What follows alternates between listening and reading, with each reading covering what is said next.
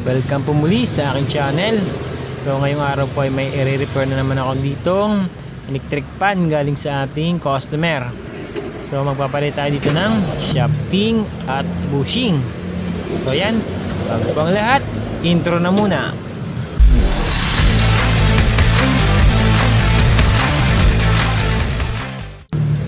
So para mapalitan natin yung shafting, babaklasin muna natin yung shafting dito sa kanyang rotor. So yan, tanggalin ko muna itong kanyang mga spacer. Saka natin papaluin dito ng waso para lumabas yung. So ganito lang para matanggal yung shafting. Tapos kukuha tayo ng bagong pampalit. So ito ay bago. Ayan, salpak na natin dito sa rotor. Tapos i-check lang natin kung nakatama ba ng pwesto yung ating rotor. Tapos dito naman, magpapalit naman tayo dito ng bushing. So tatanggalin ko muna sa stand yung electric pan para makabuelo tayo. Tatanggalin ko muna itong kanyang gearbox para masungkit natin yung kanyang bushing. Tatanggalin muna itong connection ng capacitor. Tanggalin na muna natin to.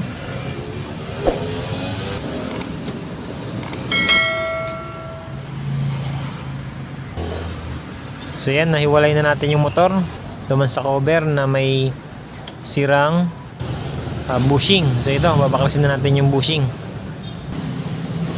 Tanggalin lang natin yung corona na yon. Tapos kuha na tayo ng bagong bushing na ipapalit. So ito ay brand new. Yan. Yung tinanggal natin na takip, babalik lang natin to.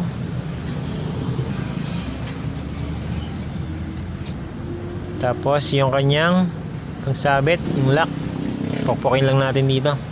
So hindi madala sa pokpok, nakaipit. Ayan. Ganito lang po. Pag nilagay na natin yung bagong bushing, ayan, punasan natin ng basahan. Tsaka lagyan natin ng langis. Damihan natin langis para matagal matayo. So ayan, assemble na natin ulit. Nakabit na natin yung kanyang shafting tsaka bagong bushing. Then balik na natin yung mga tornilyo dito.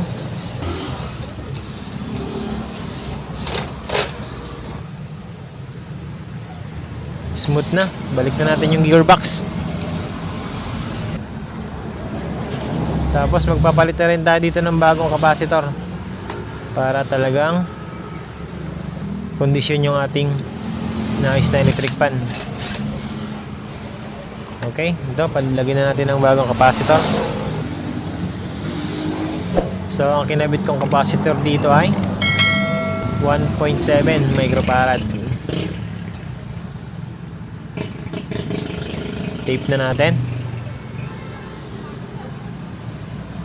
Okay, tornilyo na natin capacitor.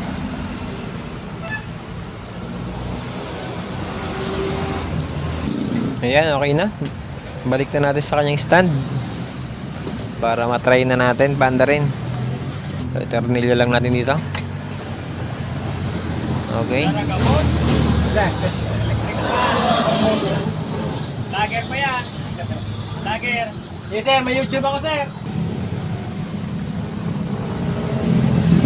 Okay, yan. Saksak na natin para matry na. Okay, number 3.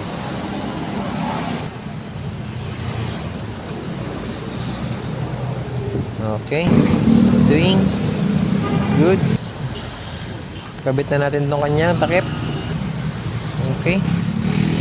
Punasan natin kasi may grasa. Tapos tanggalan natin ng konting alikabok. Ayun, okay na. Pwede nang kunin ng ating customer.